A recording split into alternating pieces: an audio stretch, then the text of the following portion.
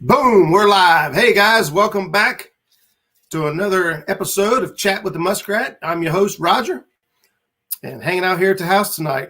And we got a little bit of time on my hands. I started thinking about ways I can get prepared. Hanging out here at the house tonight. Hold on. And we got you don't want to hear me twice. I guarantee it.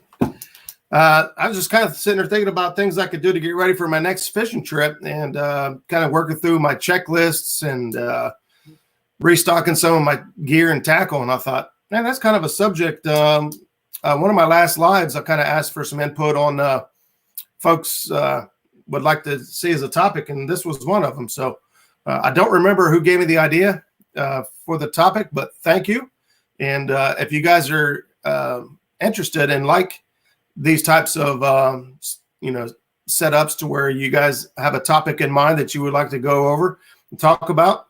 I did a little bit of research and reached out to some good friends and put some stuff together that may or may not help you and help you be more successful and put a little bit more time fishing and less time, all this other stuff, rigging and some other things we're going to talk about later tonight. But before I get started, I want to say hello to everybody in chat. I see Avid Fisherman was he was pretty early this morning. He was 8:54 a.m. He was already in chat waiting. He was all by himself, but he was here. So thanks for tuning in. Ernie Brown and Chrissy Brown both hanging out with us tonight. Thanks, guys. So goes in the house. Betty Cross and Brandon Cross. Looks like Betty is fixing dinner, but she's listening. So appreciate you guys tuning in. And we'll catch up with you when dinner's done, or I'll just shut the stream down and head right over. It does not matter. I'm hungry. We got Brad in the house. Brad, the sinker man. Roger Brown's in the house. Matt with Want to Be Outdoors is also tuning in with us. Country Boy Catfishing. Skip Stewart's in the house. He's actually backstage. He was chomping at the bit to hop on here and share some of the things he's doing. So we'll bring him on here in just a few minutes. Dale Hayslip's in the house. Stonefly 71. Creole Catfishing's also tuning in with us.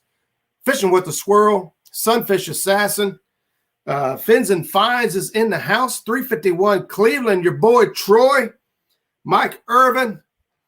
And they're starting to come in now. 3+1 Outdoors. Thanks for tuning in. And I'll scroll back up. Mad Catter Catfishing is also in the house. JP3 Fishing with the Chad. Fishing with the Chad hanging out with us. And D right along with him. See how many couples we get in here? That's awesome. Catfishing with Pappy. Thanks, buddy, for tuning in. I appreciate it. Appreciate every single one of you. This would be just me sitting there talking to myself. Well, Skip will probably listen, but he's used to it. He gets stuck with me on the boat all the time. But I appreciate each and every one of you tuning in and being here, hanging out with us. Oh, was that Chunky Cats? We got Chunky Cats. Mr. Elstan Perez is in the house. Thanks, Chunky, for tuning in. Appreciate your support. And we got I've got quite a few things to cover tonight, but we're going to kick things off right and ready with Skip Stewart with Clearview Outdoors.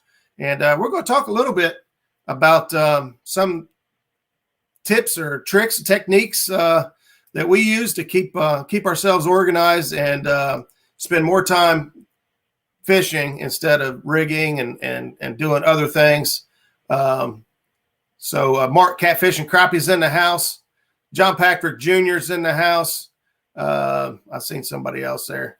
I think I've got like Tourette's. J-Dog's in the house. Lyle Stokes, Trophy Seeker Outdoors. You guys are still coming in, man. I appreciate you guys coming in.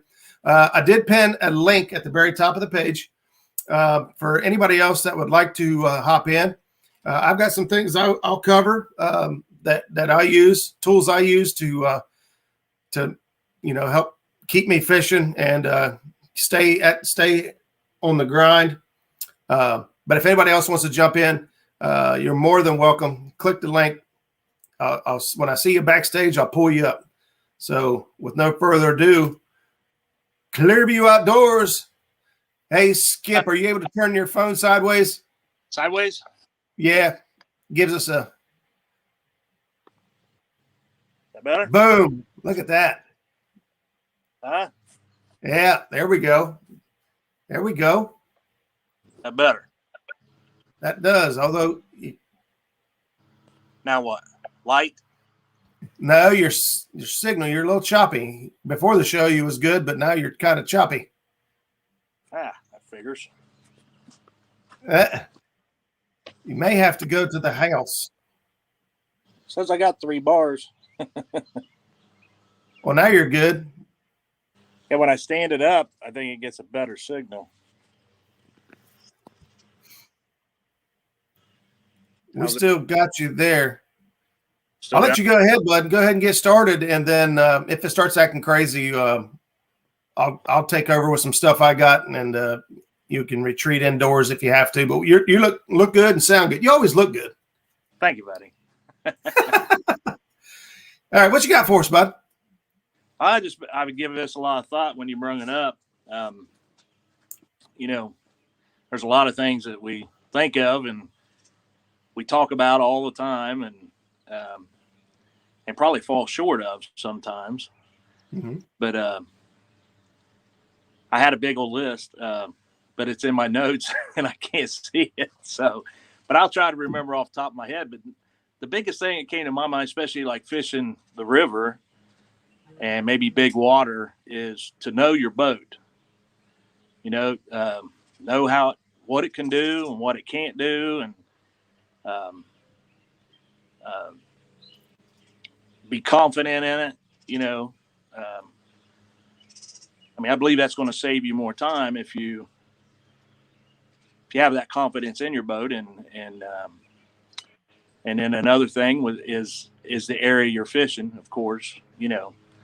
Right. The better you know it, the more time on the water. We always say that all the time, more time on the water. Or, anytime you can get out there and get to know your water, get to know your equipment, sonar. The more I've learned about my sonar, the easier it is to figure out structure, to figure out fish, figure out the bottom of the. Is that mower bothering? The mower in the background. I can hear a little bit, but it's not too awful bad. Okay. That's my neighbor. But the more you can know your equipment and be confident in your equipment, and that leads me to how we're always pre-tying the rigs. We got these little bags that we have our rigs already tied up in, go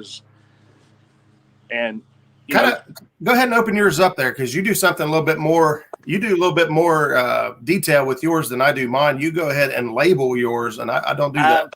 Kind of got away from that, because now I've got a bunch of bags that's got all this stuff written on it, and I'm tying up different rigs. Right. You know what I mean? Yeah. I've actually just picked up more bags and kind of labeled the bags, like Channel Cat, Hoover. Like when we go to Hoover, right? You notice that. River, and we just get our rigs tied up. They're already in there. Got different ones. Just got even just regular old hook rigs. Double. Just kind of hold that up there real close for us, real quick. Double hook rigs. Some of these I haven't tried out yet. They're kind of experimental. Oh yeah. So that's for people that don't know, that is a worm bag, like for bass fishermen use to store their soft plastics. And but you can get that at Walmart for what, $10? Yeah, something like that. $10. And then some, if you run out of bags, you can buy additional bags to put in there. So it's a really effective, cheap way. Really tough and compact. I can shove, probably 3 of these in a 5-gallon bucket and put over.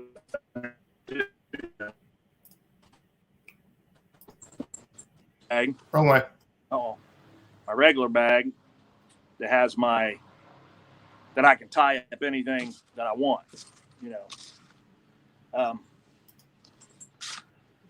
and with those, I want to get to something too with those rigs. A lot of people get on us about how many rods we use.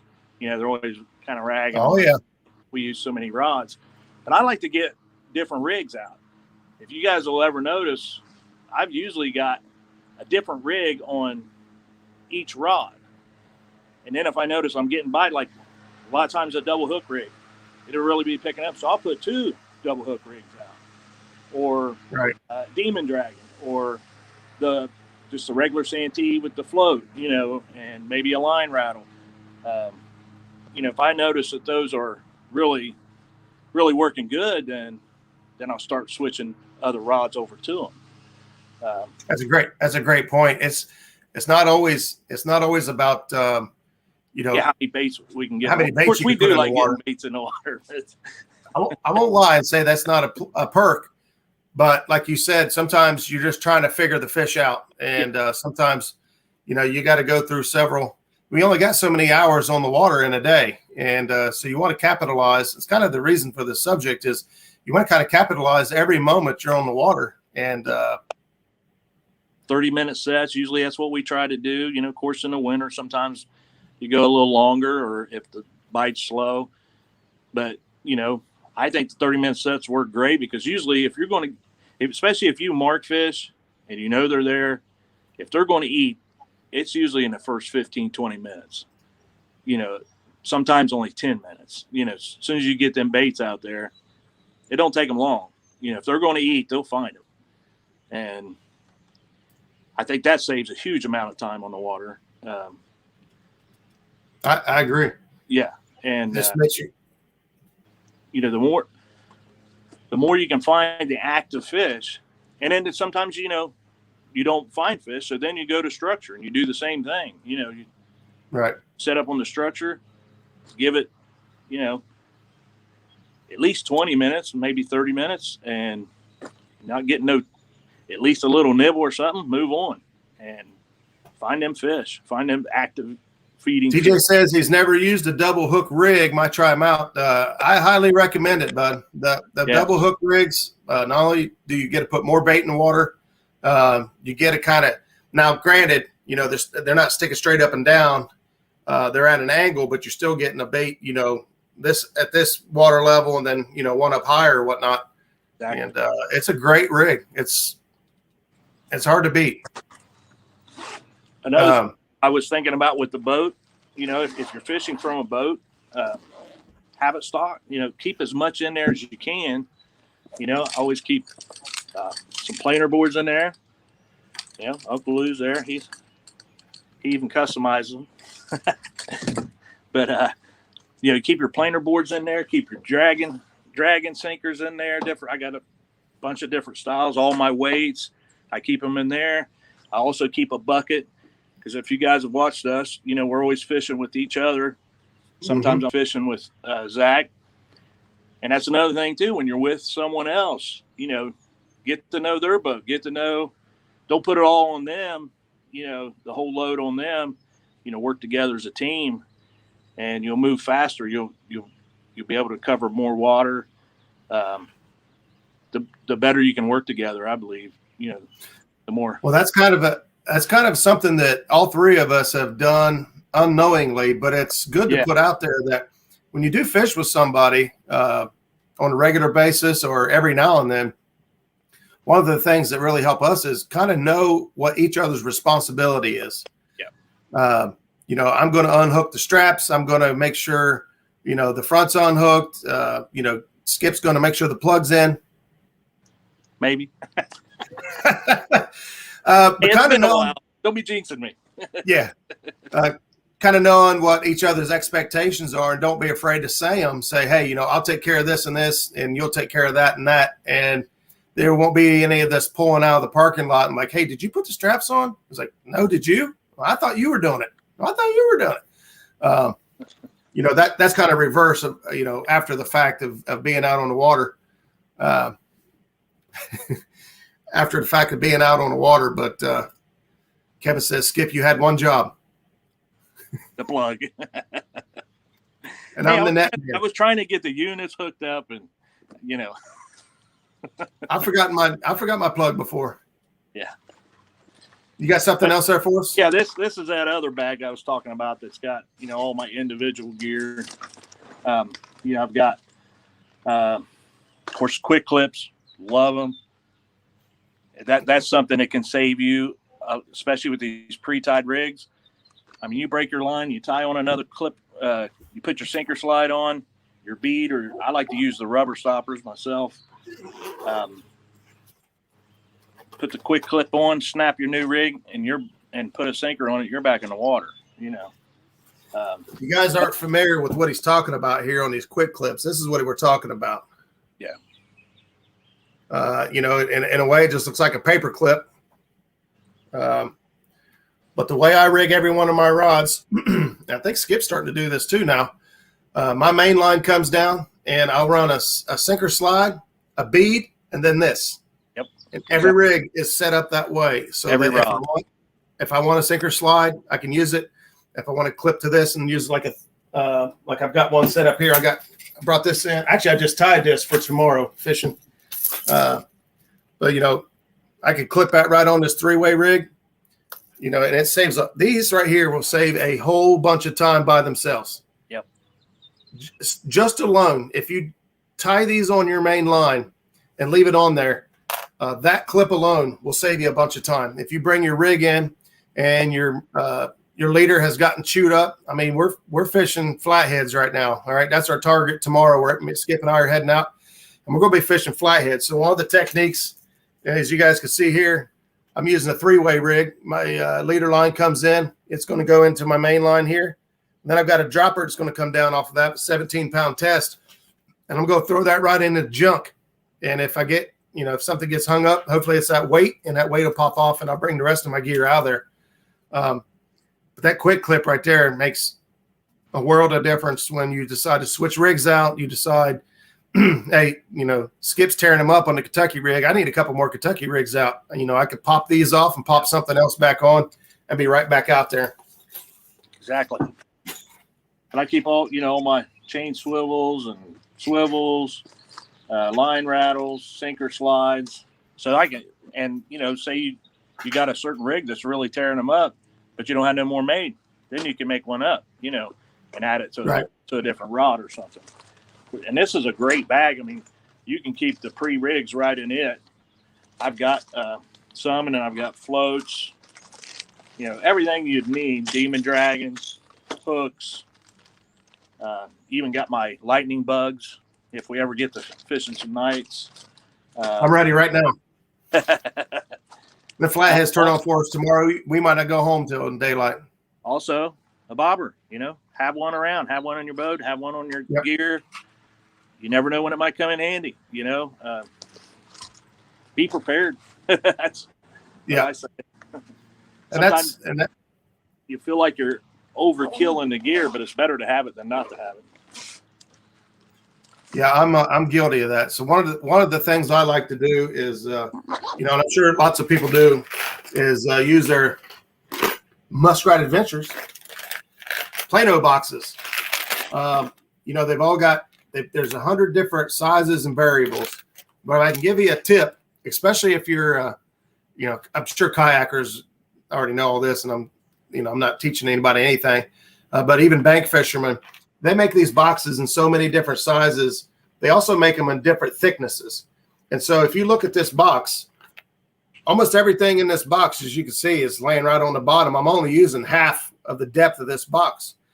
And so if you buy them skinny boxes that are only half this thickness, you can actually put 2 different boxes together and organize it even more.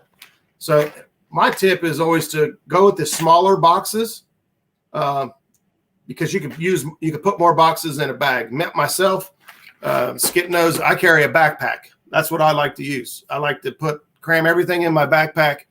And the thing is I know where every single thing is. So like even Skip starting to, if I tell him to get the scale, you know what pockets it's in, don't you? Yeah. Yep. And so I put everything back in the exact same spot every single time, so that when we need it, there's not this fumbling around, searching for stuff. Not to say that ain't ever going to happen. Same as it does. Mine's right there, you know, right in that front pocket. Yep.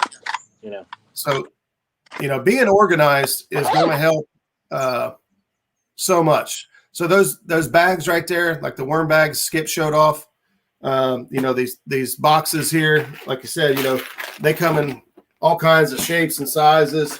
You got the smaller ones, you got the big old boxes. I mean, having a variety of them really does help so that you can keep track of stuff. Something I haven't done, but I saw today, because I did a little bit of research on this, seeing what else I could put together for you guys. A great tip is if you have a label maker, you know, one of the, you know, you type it all out and it punches it, or even the cool ones now, you can just type it all out on there and they'll print it for you. You know, being able to label your boxes, you know, if in your boat, you can slide them in up and down on the top of whatever box you have, you know, label it. If this is like this, here's hooks and whatnot, or whatever's in your box, you know, so that you can get to it quickly. See, I did have the boxes. I don't know if you remember or not. I did that for a while, but once I started using these bags, I don't know if I really went into the detail there. See, I've got got them in a little bag. That's my rubber stoppers, like a bead, you know, but the rubber.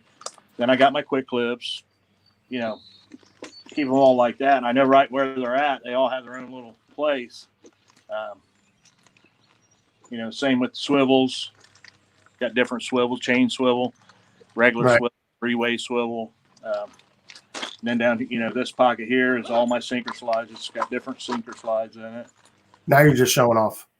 No. I'm just I'm just kidding. It just seems to be very organized for me. It works for me. It is very organized. And it works. It worked. I found that this worked better for me than the boxes. Now, I do keep the boxes for all my bulk stuff. Yep. Replenish from there. Yeah. Yep. And then as this stuff depletes, you know, I try to fill it back up. So, but yeah, I love that bag right there. Those birds. I have this one. I have this big one, and I have a small one that I use for like when we go to Hoover and or some of the local lakes where I know I'm gonna be. I keep kind of smaller gear in there, smaller hooks, things like that, smaller, different rigs. Gotcha. Work out for that. Hey, we've got Has Life tuned in down there. Has, thanks for tuning in. I mean, I seen a few others there I wanted to call out. Peace City Smitty, if I didn't get you earlier, thanks for tuning in. I'm seeing 80 in chat. I don't know if that's right or not. But. Really? I see 50. It's been holding 50 for like ever, so I'm not sure. But I can't even get into the chat, so I don't. Oh, really? I tried to get into it. It was just a black screen. So. Well, I appreciate every single one of you. I don't care how many is in here. We could just have one. I mean, I hope we don't, but we could have one, and we're still going to have fun. So here's a few things I put together on my end. The first thing for me was Navionics. For me, Navionics is going to save you a ton of time. Navionics and Google Earth together. Being able to come up with a game plan, look at the water, look at where you're going to go and have a game plan. So like in a sidebar conversation, Ernie Brown and I are talking about, we've got a Ohio River tournament coming up, and Ernie's going Friday. He wants to go to his spot. He wants to check it out. He wants to make sure he's got signal. I mean, he's ready to get dirty with it. And if the boat will handle it, maybe Friday we're going to get together and go down there and check it out. But he is pulling up on Google Earth, Google Maps. You know, I'm not sure if he's using Navionics, but you can eliminate half of the water at a lake or a river just by looking at your map to say, these are the areas I don't need to be. You know, I don't need to be here or here, whether that's because the current's high or whatever. And that kind of goes into the next thing is knowing the river flow and knowing how to read those charts from the division of the Army Corps of Engineers. Yeah. Army Corps of Engineers, you know, puts out all those numbers. And so getting comfortable with reading those numbers and telling your whether that's a lot of current, that's not a lot of current. You know, I'm going to have to stick to inside bends only. That'll eliminate a lot of the river for you if you're river fishing, you know, or if you're on a lake, like Skip and I found out last Monday.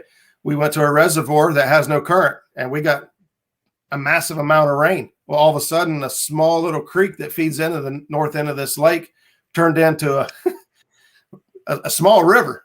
So, yeah, Uncle Lou, hey, thanks for tuning in, first of all, but only if that darn Navionics has your lake. Navionics has most lakes, but some lakes it does not go in as great of detail as it does for others, which through talking to Uncle Lou there, some of the mapping that we could pull up, like down on Wilson and Wheeler, totally different than what he's able to pull up on his area and even my area here. So Navionics does have, more information in other lakes than others. It just depends on what kind of data has been shared. But for us, knowing the water and knowing Navionics, we'll already have a game plan before we even head out, if we can decide where we're going. Yeah, we did, didn't we? Yeah. We had a hard time. Hey, there's Paul. If we can get bait real quick, maybe we'll go to Ravenwood. I hope so. I kind of like it. Hey, there's my beautiful wife, Janice. She's tuning in from work. She's hanging out from work. Central Valley Adventures, thanks for tuning in. I seen you earlier. Forgot to give you a holla. And so that was kind of the gist of that right there, was having a game plan, kind of knowing where you're going to go, what you're going to target before you ever get there. Last thing you want to do is come up with a game plan, get to the river and find out, well, throw all that out. The river's running too hard. We're not going to be able to anchor today, or we're not going to be able to drift, drag, bump today. We're going to have to anchor. The Navionics and the Google is also really good if you're going to new water. Yes. That can eliminate, like you say, a lot of things going to new water that way. And it can also help you find stuff that you might not have seen on water you're familiar with, So I think I talked about it, I don't know how many episodes ago, but a while back. But on Google Earth, there's a Google Earth Pro that you can download. Now, it's only available for desktop or laptop. It's not something you can get on your phone or tablet. But there is a free version of Google Earth Pro. I think when you go type Google in Google Earth Pro, there's like 2 or 3 options, and it's the last one at the bottom of the screen. And that's the one you could choose, and you could view a timeline. So let's say you pull up an area of a lake, reservoir, or river, and you can go back to as early as the one I looked at yesterday was in the 80s. They went back clear to the 80s. But what will happen is it'll go back, year after year after year. And eventually, at some point, you'll see where the water was extremely low. And boom, it'll give it away of what kind of structure's hiding down there, without you ever having to go onto the lake and scan it. And without having Navionics, you can go through and find out that, hey, man, there's an underwater point here I never knew was there, just by going through Google Earth Pro and going back in time and checking it out.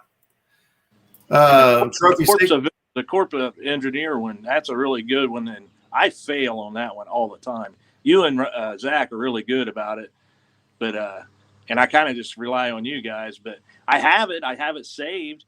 It's just a lot of times I forget about it, But that is a very good piece of equipment right there. Tell you the water flow. And even with the Navionics guys, if you don't want to pay the subscription, I can't remember if I think there's a $14 one and a $21 one. I don't remember which one's which. I'm going through McDonald's. It almost cost me $14 sometimes, so it's worth it to me. But they have a free version, and it's a Navionics web app, and so it is through the internet on the web. So it's not an app that you could download to the phone per se. But if you're out on the water and you have service, I know a lot of people that have used even Zach does it. His tablet. Yeah, I can't remember what it's called. The iTablet, whatever it is. iTablet, yeah. iPad. Pad. That's it. You could use the iPad and get the exact same thing. And I can tell you from experience, I actually was on the phone today with Doc Lang, and he will have the Navionics app pulled up on his phone and be kind of scanning around. Like while we're sitting in the water, he's already scanning around and looking what's around us, above us, below us. and seeing if we can make a change, if we've, just getting the next game plan. We're already thinking about our next spot, and we just got to our spot, and we're looking around. And you can have that on your phone, and just, it goes into a lot of detail. War Pig's right. Navionics does not show Ohio River. It does not show it in most areas. There are some areas of Navionics that people have mapped and shared to the network, and so you can catch some of it. But unfortunately, for the most part, most people map it all out and they keep it for themselves. Can't blame them. But that's Paula. I think I said hi to Paula. But anyway, kind of get off that right there. And then if you can get bait, if you're able to, I wish I had time today to get bait. I was helping a buddy out doing some work today, and I wasn't able to get bait. But if you can get bait the day before, well, especially if you can keep it alive, depending on what you're fishing for and how you fish. Skip and I and Zach, we keep our bait alive and pretty much until it goes in the water. We like to cut the bait. Huh? That's the best. The fresh. Yeah. We pretty much try to go fresh always. We're pulling boards at a reservoir or something. We'll use cut bait or chicken. Chicken worked good last week. But getting your bait beforehand, if you're able to, man, to save you a whole bunch of time the time before. Rod socks, when you're getting stuff out of the boat and getting stuff loaded up in the truck. Good one. Rod socks, man. Having a good quality rod sock on, and they don't have, they don't have to cost a whole lot of money. Trust me, you can go to Amazon. You can go several places and find rod socks for your rods, but not fight. You'd be surprised how many hooks you can slide this sleeve over and not tangle up. We do it all the time, right? Yeah. You have to slide it right over a hook. And the way them circle hooks are set up, they're turned inward the tip. And as much as you might think you're just going to snag that thing and tear it off, you really don't. But the time you save by not having to fight those rods out of back of trucks and untangle things is unreal. I'll be honest. When I first saw rod socks and bass fishermen, I thought, well, what do you say, man? You pansy, you got to have a fancy sock on your rod. You don't want to get it dirty. And now I have a sock on every rod. Was you just showing to slide over the hook there? Yeah. Yep. Slide right over. Even when the hook's up inside. So like sometimes I'll tie like the rig I have here for Matt.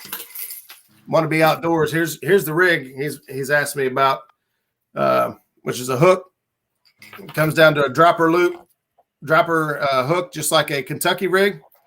But instead of the last one, being a loop on the end, I've got actually this one here I've set up pretty massive. If you guys haven't seen it, that's an Uncle Lou's 5.5-inch float rattle. Sweet. But so I come down from my dropper loop and I come back to a rattle and whatnot. Of course, I like the hose on there and come back to a massive hook. I'm going after big flatheads tomorrow.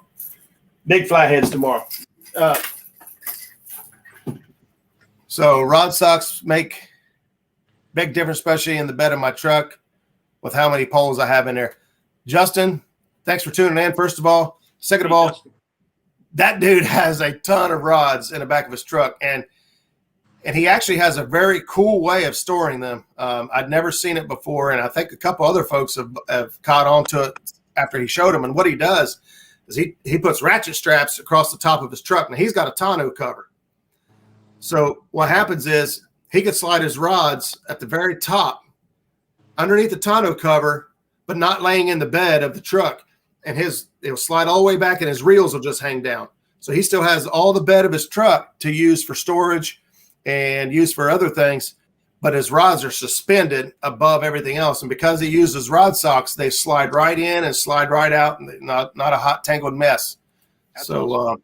So there's another hack for you. Justin provided for us. So yeah, the rod storage, the rod storage, even at home, you putting them. There's all kinds of fishing hacks, making stuff out of PVC or whatever you use to keep those to keep those rods, organized. Like Skip, you see him in the background back here. Skip has got his rods all suspended there in his garage, and it's neat and orderly. Skip is one of the most organized guys I know. He is far more organized than I am. As a matter of fact, if you guys noticed when he did the rig tying contest, one of the reasons he was so successful, in my opinion, is Skip was very ready. He had a bowl he had his swivels, he had his hooks, he had his line, and he had everything set up and ready. Huh? I even had my floats in a coffee can. Yep, floats were all ready. Everything had its place, and allowed him to move quickly. And we use that same concept as we're out on the water. We put everything in its place so that we can move quickly. Mike Chavez is in the house. There he is. I definitely believe in rod stocks. Absolutely. It'll save you a ton of time, guys. And it's not like everything like this is going to make a huge deal, but when you add it all up little by little, it can really make a difference on your day of if you're successful or not successful, how much time you got bait in the water. I mean, if your bait's not in the water, either you're scanning all over the lake because you didn't look at the maps, your bait's not in the water. If you broke off and you're sitting there tying rigs, your bait's not in the water. And if you ask every single person that has any experience or success fishing, the number one answer you get from everyone is time on the water. Yep. It should be time in the water.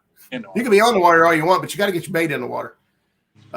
So that's the gist of all this. I forgot to mention, I have my note here, but also on these storage boxes, if you take the time to buy the ones like this one here is the Flambeau, it's the rust proof. You can use the rust proof ones to help prevent rust buildup and in your tackle box. But even if you don't, what I do, and I'll step right here for a second. What I do is I'll use a lot of these, all the silicone packets and whatnot that comes in. It comes in different things, but unfortunately, I take a lot of omeprazole for heartburn and whatnot. Hey, we got Rusty Moorfield in the house. Rusty, can't wait to come up here to Quincy, buddy, and see you here in a couple of weeks. Looking forward to it. I need to talk to you, Rusty. Yeah, I know. We were talking about which pool we should have picked for the fishing for freedom, and I'm going to go back to that in a minute because that's a near and dear to my heart. So I want to make sure I cover it. But what I was saying was, you get these little things in your. Well, I get them in my omeprazole over the counter, like heartburn medication, and I save all these things because they absorb moisture and they keep moisture off your hooks and off everything. And I just throw them things in my tackle or my boxes all the time, and they seem to keep the moisture off and keep things from rusting up. It was, it's hard enough to go out and buy all this gear and tackle and everything you need. The last thing you want to do is ruin it and have to go buy it again.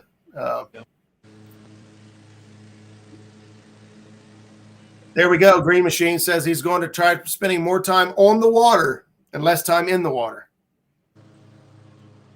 Those of you that didn't catch that, old Dan went for a swim out the boat the other day, and he flipped his kayak. All within, Dan, was it a week? Within a week, he's been in the water more than once. So a couple videos out there, it kind of goes through that. I think the river one was live, and I could see how he did it. He went to use one of the push poles to push the boat off, and the push pole was not tightened all the way, so he went to push and put all of his weight on it. It collapsed, and then he went in. Hey, thank you, Mark, for throwing Fishing for Freedom up there. I'm going to circle back to that here in just a minute. Guys, stick around, please. I want to make sure we cover a couple things. And pools 21, 24 get hard, but hold more blue cats. 19 holds some, but it has a ton of channel cats. Ugh. I think I signed up for 19 just now, but I did 21, 24. 21, 24? Yeah. I seen Paul Bird and Alex Nagy set up for 1920, so we'll come back around to that. Oh yeah, Scuba Steve, stay out of the water. You're not a fish. You don't need that much water. Oh man, they had fun with him when he went in the water. There was a bunch of them coming out. Mike Chavez had pre-tied those leaders too. So yeah, we covered that. Getting your rigs pre-tied, having things set up and ready to go so that when you're out there, you could get right back in the water. Most of us, me, Skip, and Zach, we almost always have a rod behind us rigged and ready to go, that if a main line breaks or something like that, or a rod's down or you get spooled or something crazy, we got a backup rod. We can get right back out there and get bait in the water. Because you just don't know, you just never know when it's a 65 pounder getting ready to drop your rod live on a live stream. So you gotta be ready. And I had another one here. For those of you that haven't used or haven't heard of rig wrap is another, I forgot mine. It's in the other room. Rig wrap is another tool that you can use, that you could pre-tie all your rigs. It keeps them locked up in a small little plastic container. And they even make a giant, like suitcase pouch that you put all these in. And it keeps things very, very organized and very, very ready to go. As says me too. I keep backup rods ready to go. Yeah, when you're fishing, especially in areas where you have a limited amount of rods, if you are allowed 3 rods or 2 rods in the water, and one of them, something goes down or reel acts up or something crazy happens, you're going down to 2 rods. That might be what cost you that big fish that day. Or you just throw one in the river. You just never know. Really, dude. I had to. Paula Smith says, I always have 4 rods ready to go. I believe it. She's a fishing machine, man. She's been on some good ones here lately. Let's see. Ernie says, I'm going to give some boxes away when I get my lives going. That sounds good. Ernie, if you need any help with your lives, I am no pro. There's still a lot of things I need to learn myself. But if you need anything, buddy, I'll help you out the best I can. Jim, Buckeye catfishing. Oh, no, it's Skip. Buckeye. Last time you seen Skip on my channel, he was reeling in 65 pounders. So tomorrow we're going to target flatheads. We going live tomorrow if the service will allow. No, actually, we had Hoover in there. Oh, it was Hoover in there. We had Dynamite beginning. I'm new. I'll need a 101. That's no problem. We can handle that. Skip, you got anything else for us? You mind hanging out, or you want to step out? That's up to you, buddy. I don't mind. Okay. Can't really think. I knew you just got home, so I didn't want to hang on to you if you needed to get back and get stuff unpacked and whatnot, because we're going fishing in the morning. I'll be there early. Right. I've already got the truck pretty much loaded. I got to put a couple things in the boat, and I'm ready. You bringing the cheddar betters? Oh yeah, I already got them. All right. I got to check to see if I got buns. See, I'm sure y'all do. After my post office visit, I'll be bored. I think he's talking. I'm not sure who he's talking to. Rusty says, I've been super busy and going to get even more busy coming up. Haven't been on the Mississippi in 2 months. Last weekend on Ohio was the first time fishing in 2 months. Hey, and you guys did really good. First time being on the Ohio River ever. I can't remember where you guys finished, Rusty, but the total weight and the fish you guys caught was impressive. So way to go, man. Coming into a lake or river that you've never been on, never seen before, and finding fish and catching fish. Hats off to you, buddy. So Justin, I want you to fish Hoover with us really bad. Oh, we got to set a date up. Quit talking about it. We just got to start setting dates. I got to do a test run on the boat, and I think we're going to be good to go. Supper served. All right, guys, I'm out. All right. So what I wanted to get back to here is fishing for freedom. I talked to Adam earlier today. If you guys remember, a few weeks back, we had Adam on the show here. And then Adam also joined Lyle with Catfish Weekly. I talked to him earlier today, and they are 25 boats shy still. They need 25 boats more to help support these veterans and get these guys out there and give them a weekend that they'll never forget. Many boats at this point are loaded with 2 and 3 veterans, and for some folks in pontoons and whatnot, that's probably not a stretch. But some folks, that's really pushing it. If you haven't seen already, Skip, there's pairings out there who you're paired with, your veteran, and all that. So check that out. But yeah, they sent me an email, and they said if you was in red, then it's pretty much a done deal. But mine wasn't in red, so right. Subject to change. We had to do some changes. But the guy's name was there, and they said if you get a phone call, from a number you don't recognize, to please answer, because it would probably be them. That's hard to ignore right there. Pale Dry caught an 80-pounder a few days ago in Mississippi. Nice. Guys, I would absolutely love to. First of all, Mendota looked like a freaking blast. I wish look like a absolute blast. I would love to see us as a catfish community have that kind of support and get together at this event, Fishing for Freedom. Great bunch of people, man. So many people at Mendota I wanted to hang out with and be around. Guys, if we could just get a couple more boats, especially coming from the catfish community representing, man, these guys would be ever so thankful. I'm not a vet myself. I don't have that pleasure to call myself a vet, but I've always been, I've always had a strong connection with veterans. My father was a disabled veteran. My father-in-law was a 24-year Vietnam veteran. And our plans actually changed.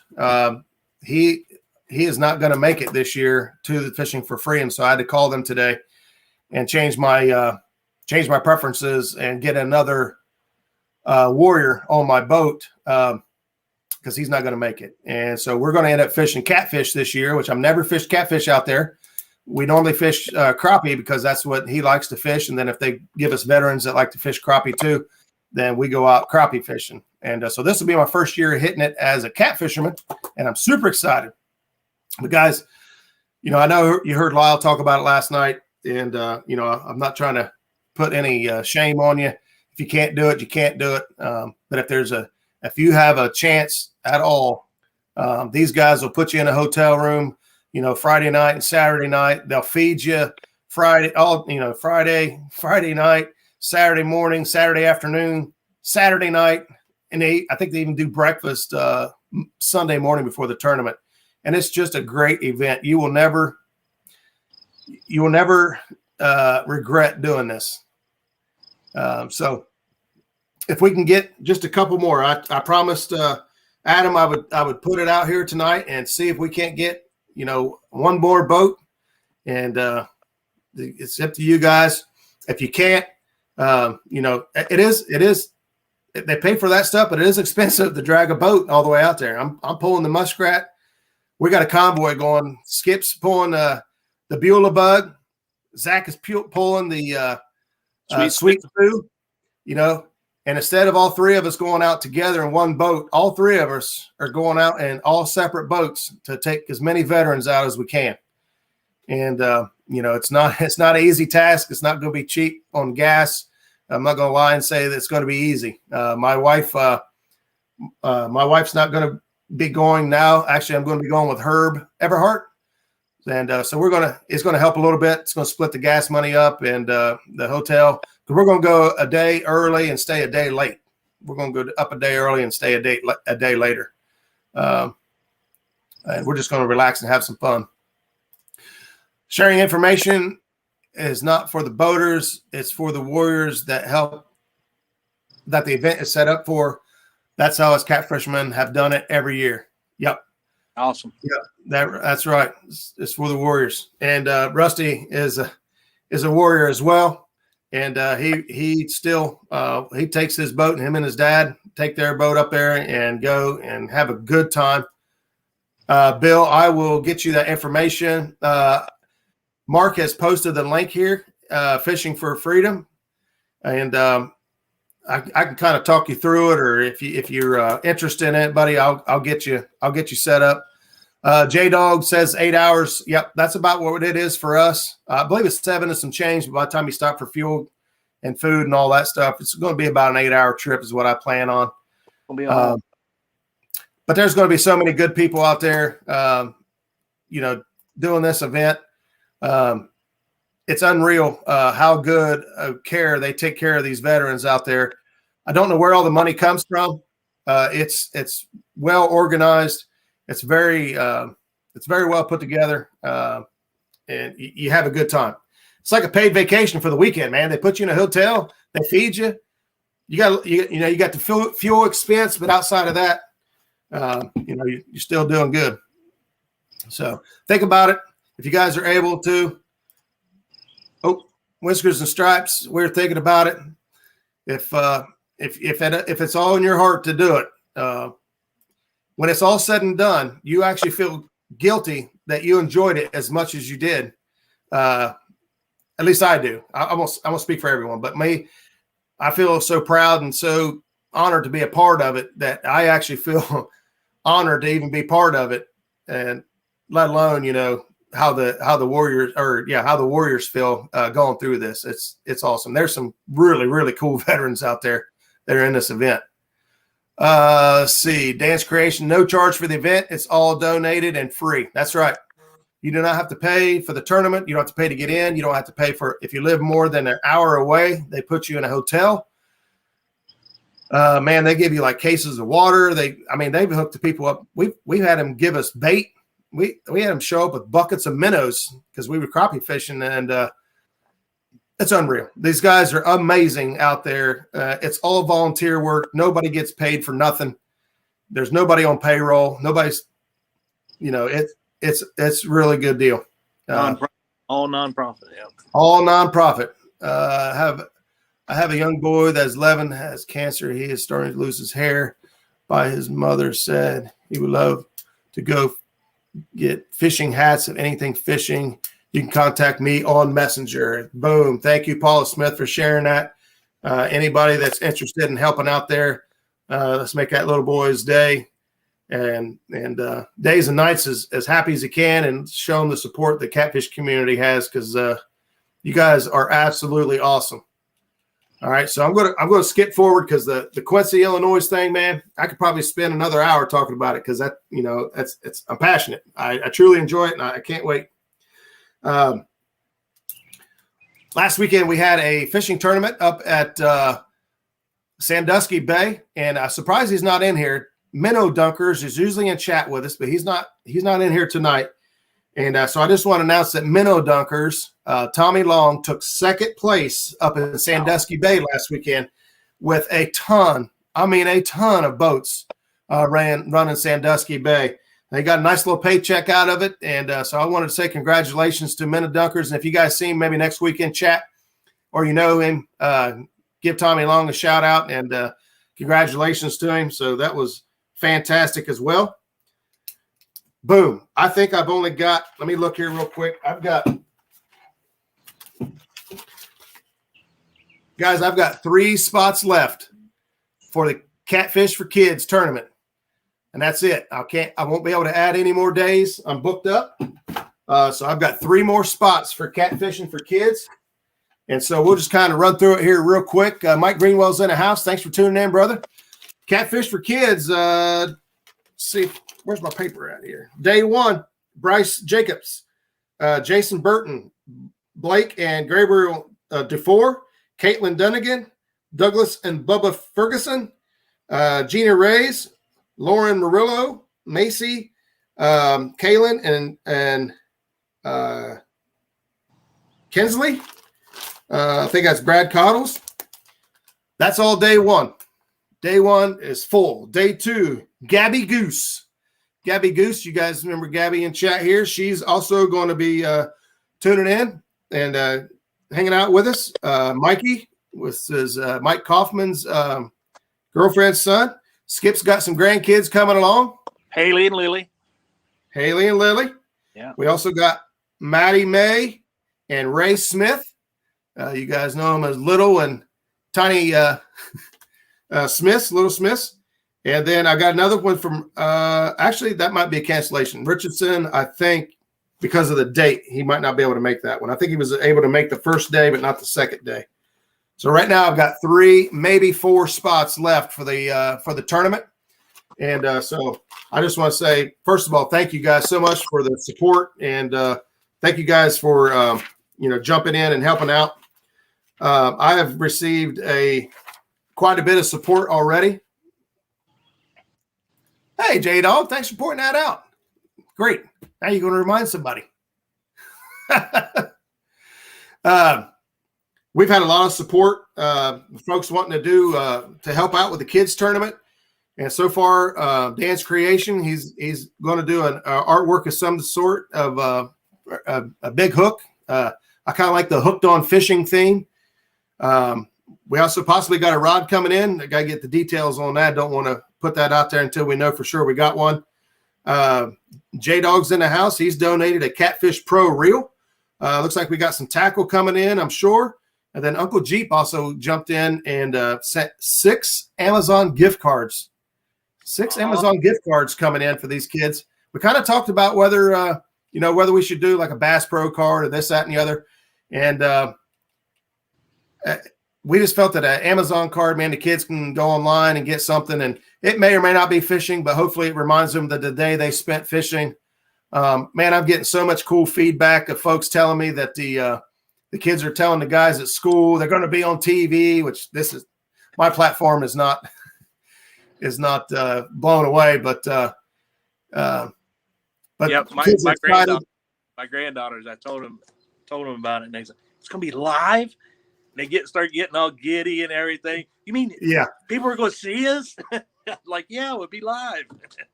Yeah. So, so the bigger and better we make this for the kids, the more fun it's going to be. And I plan on having a great time with it, having fun with it. Anybody that wants to help out with the kids tournament, they got things they want to donate or giveaways they want to do for their participants in chat, get with me or let me know. Dan, the kids tournament is June 19th and June 26th. The dates available right now are only for June 26th. June 19th is full. So it's a Father's Day weekend. I deliberately had it on Saturday only, just assuming that folks may have other plans on Sunday for Father's Day, and I didn't want to interfere with that. But it is Father's Day weekend, which has always been a fishing weekend for me and my kids. And so I want to continue that. And now it's going to be a fishing weekend for all you guys. So I can't wait. Daughter asks me every day, can we start today for the tournament? Man, that's great. That's absolutely what I love to hear. What I love to see is some kids, wanting to. Bubba wants a spot. You guys better watch out now. So anyway, the kids getting excited, talking about it. The parents getting excited and talking about it. Man, I absolutely love it. I absolutely love it. I can't wait to. I wish I hadn't made it so far away now. I'm ready to do it now. Roger, you do an awesome job. Great information out there. I want to appreciate all you do, bud. We as a community and tight family can only go up from here. Man, appreciate that, Matt. That means a whole lot. I really means a whole lot. I try to do the best I can and help everybody out any way I think I can. And so stuff like comments like that make it worth it when you sit down here and you're watching videos and you're taking notes and you're answering questions and emails and whatnot. So cool deal. We came in tonight with 918 subs. So boom, appreciate that, man. We are rocking and rolling. We are on our way to that 1K mark. And so I've also got some giveaways and stuff coming up for that. We're going to do some first run ever Muskrat merchandise. We've got some rod holders to give away. We got some sinker packs to give away. And I can only imagine that those prizes and stuff will go up. And so be looking for that as well. And Stan, I'm docking your pay. What in the world's going on over here? My light went out. My garage got dark. Got darker. You stood still too long. Yeah. I'll be leaving for Florida on 26, so you'll have to pass on. J-Dog, that's no problem, man. That is no problem. You helping out and donating a reel for these kids is more than enough. I appreciate it so much. Like I said, every little thing that we can put together to put a smile on these kids' face. And, you know, Uncle Jeep, I don't think he's made it in here tonight, but we talked a good bit on the phone the other day. And you know, the thing is with the kids, what they've had to go through with COVID, you know, us as adults it's been inconvenient, but we're adults. What the kids have had to go through school, online schooling and things like that. My daughter, Lexi, she struggles with it as well. You know, trying to keep up with, you know, the online classes. And, you know, it's very difficult as a teacher to keep up with your online students and your in-class students. And so there's a lot of gaps being not filled there. And hang on, I see my name. Roger, going to stop your Blue Wrench for 2 minutes, 12 chats. I missed whatever part of that came in. But anyway, just doing something for the kids. It's been very difficult on them over the last year, as it has been for everyone. But I feel like the kids get hit with it the hardest because they don't have all the mental tools that we all have to cope and deal with their emotions and stresses like we do.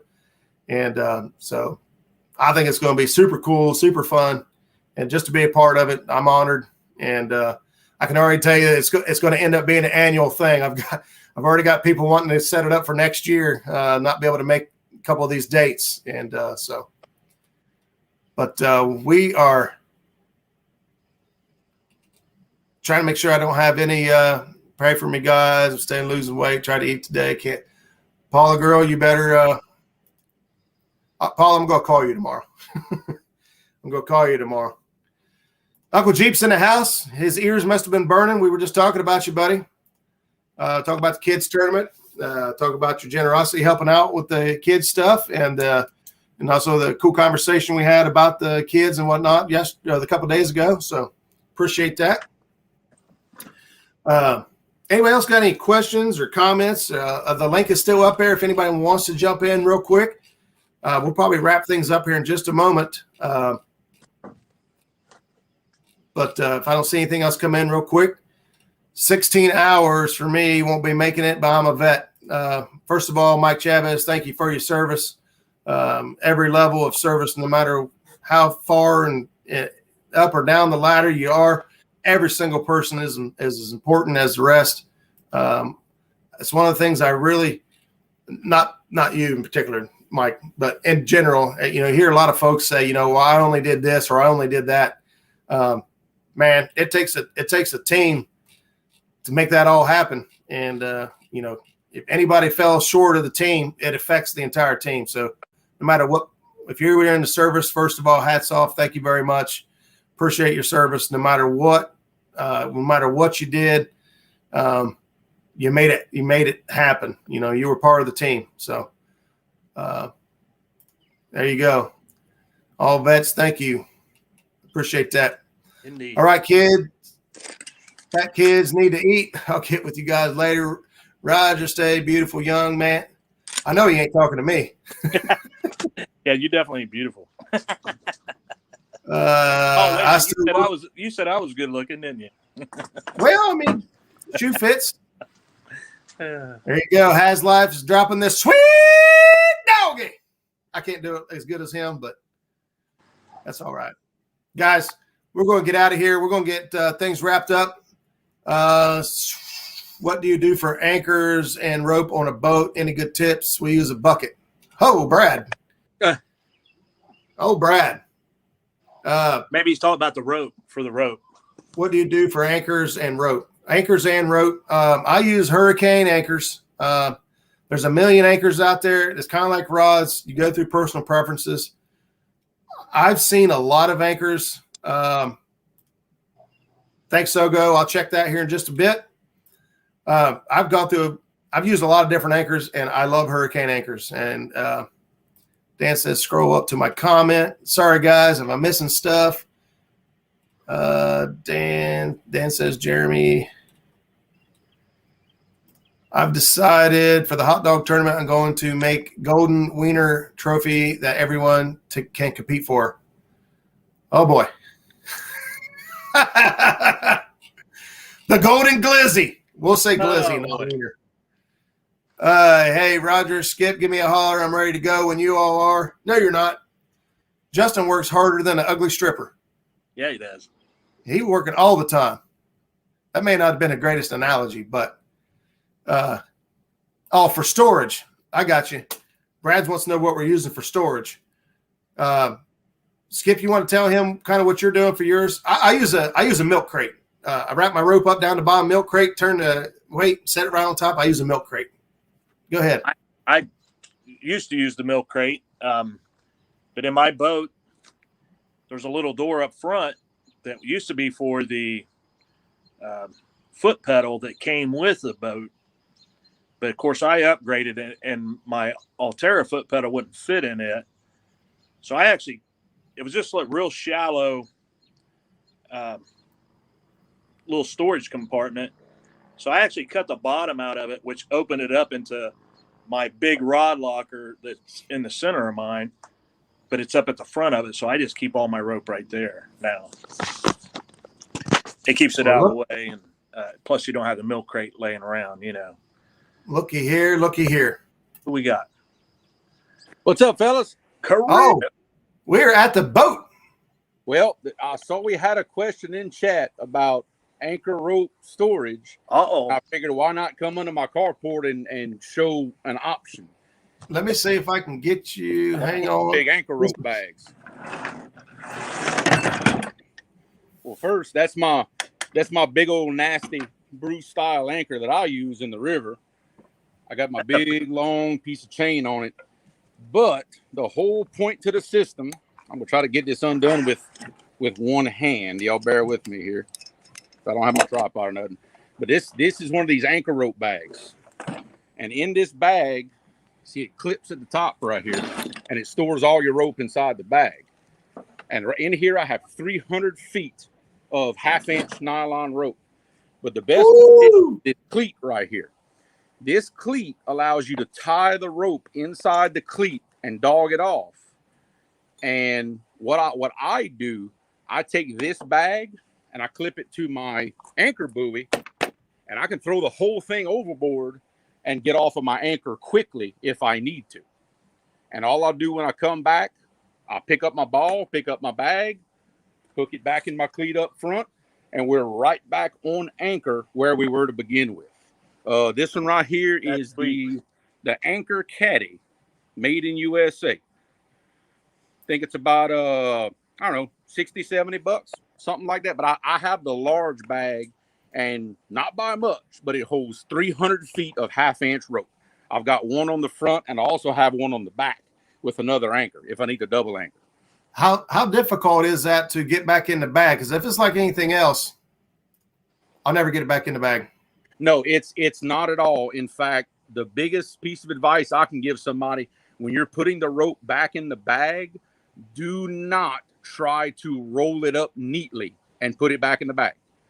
Just start at the bag and just dump the rope in. Just dump it in there, however it wants to fall. Because if you try to coil it, what's going to happen when you deploy it again? It's like an extension cord. Guarantee it's going to tangle up. I like it. So just I like it. Shake the bag every now and then, let the rope fall in it. And like I said, if I had 320 feet, I don't think I could clip the bag. It stores 300 feet on the money, I can tell you. Where was it you said you got that, Creel? Actually, I ordered it off of Amazon. Amazon sells these bags, but that's the brand is right there, Anchor Caddy. Sogo's already got it. Link in chat. Yep. Now this Thank one. you. Now Thank you, brother.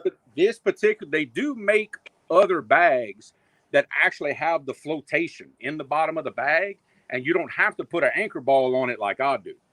but those are, I think, a little over $100. This one's cheaper, and I just use my anchor ball as my float because I do not put out my anchor ball when I anchor. I don't put out my anchor ball until I'm ready to leave.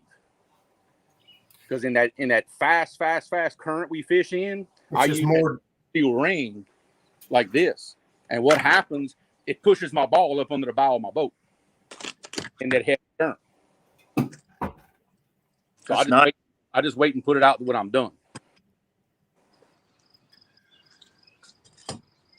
I like it. But I figured, I guess being they had a specific question about it, I figured what in the world, my boat's sitting right here under my carport at the house. I figured I'd come show the setup. That's a great deal. The visual always helps. Yeah, and I mean, you can talk about it all you want, but when you see it, it's a different thing. So, to be honest, if you're out there on the water pulling that in, do you normally put it right back in the bag, or do you normally put it, lay it on the floor, and then as you're done for the day, you put it back in the bag? So what I do, I'll lay all 300 feet on deck of the boat, throw my anchor and chain on top of it so it don't go nowhere, and I'll do that at the house under the carport. I'll put everything, like during the week, like when I'm getting ready for my next trip. That's one of my things. I'll sit down on the front seat of my boat. I'll put my rope back in my bag, get everything ready. Like when I'm done fishing, I'm not gonna lie, I'm lazy. I don't want to do nothing. I want to do the bare minimum to get back home. I'll worry about all the other stuff later. That means you did it right. Yeah, you wore yourself out. Oh, it still cracks me up when people say, like, I come home or whatever the next day. I'm like, man, I am tired. And I was like, what? I say, I fished all day yesterday. I said, no, how in the hell can you be tired? You fished all day. You didn't do nothing. If you do it right, you're tired. By the time you catch bait and move around and pull the anchor and just sitting still on a boat while it rocks. Yes. Your muscles to compensate for the rocking and roll. It doesn't seem like much, but you actually using a ton of muscles all day long. My legs are still sore because we spent a few hours on anchor Sunday, but in about some 2-foot swells below a dam. And between the boat up and down, side to side, moving in those swells, man, I couldn't move yesterday morning. My legs were so sore from standing up in that boat for that long. Because I don't sit down when I'm fishing. I don't. I'm standing up. I'm back and forth, front, back. I'll work my butt off when I'm fishing. Yeah, I won't say that I don't sit down. I do sit down unless I'm live. I stand all day if I'm live. Yeah. But yeah, it puts a toll on you. Hey, Brad says thank you for appreciate for showing that there. Yeah, buddy. Let's see. In fact, that's what I was kind of looking at while I was outside, was basically surveying the damage of everything that I tore up this weekend. I don't even look at any of that when I come back from fishing. I mean, you can see, look, I just slung my rods in the bottom. I threw the folding chairs down. Dude, I'm going home. I'm out.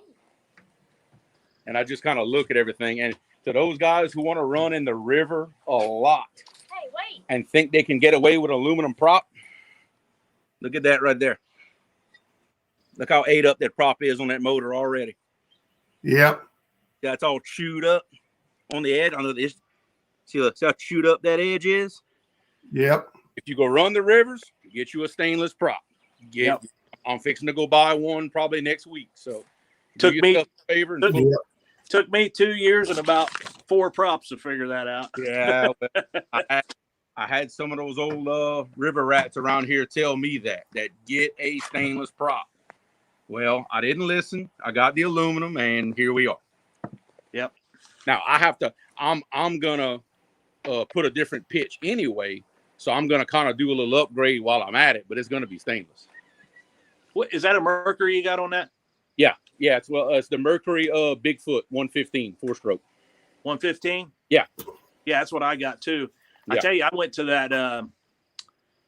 It's the X7. I don't know if you've been checking them out or not. Oh yeah, I've been looking at them. I can't think of it now, but I love that prop. Yeah, right now I'm running a 17 pitch Black Max aluminum prop. Yeah. I'm gonna keep the pitch the same, but go to a stainless because a stainless prop has less flex. So it'll Yes. like a 19 pitch aluminum. Yeah. And I think that's gonna give me what I need because with 2 or 3 people in the boat wide open, it wants to run about 6,200. So I need to back it off just a little bit. I also went to a 4-blade. Okay. Man, it's like 4-wheel drive for your boat. I ain't kidding you. Yeah. They things grab. They don't blow out when you turn. Yeah. See, mine, I've got all the bottom end I want. It doesn't blow out on it actually has too much bottom end. I need to get rid of some of it and give myself a little more top end. Gotcha. So it's just a big John boat. It's not that heavy, you know. Yeah, I guess. Yeah, maybe yours ain't as heavy. Yeah, my hull's like 1,300 pounds. It ain't that heavy. Hello. Yeah. Hey, boy. How you doing? Hey, real quick here, Stan throws up, if anyone is interested in the second night of 7 to 7 on the bank catfish challenge, please confirm with him tonight. So he's got to get I just remembered I have the box right in here. Spitfire X7. Yeah. That's what it is. Yeah, I'm gonna go to the place where I bought my boat. They actually have a lake on the property that I can run the boat. We're gonna try a few different props on my boat and see which likes. And then, awesome. But I believe that's the one I'm gonna end up with is that Solus 17 pitch stainless. Okay. Yeah, that's awesome that you can do that because I had to do it hard. And I went through, several different. Literally, Bulow Lake is what they. In fact, they name it the fastest lake in the country because that's where they do all the power boat racing and everything. It's on the same property as the boat dealership where I got it from. Nice. I just got to get in the slow lane. I don't need to be in the fast lane within power boats. Hey, Roger, I'm gonna go ahead and jump off here and let you guys. Okay. Wow. What time in the morning? I'll send you a message here. I got to look at stuff. Yep. I'm about to do the same, Roger. I figured I would just come in and show the setup for everybody that they could at least see one if they're interested, That's A-okay. Guys, I think I'm going to call it a night as myself. As you guys could tell, me and Skip are going flathead chasing in the morning. And if we got a signal, we'll try to go live and share some adventure with you. Awesome. And we'll go from there. Guys, so thanks everybody for tuning in. It was a great night. And we'll see you guys next week. Same cat time, same cat channel. See y'all. Later. What's this?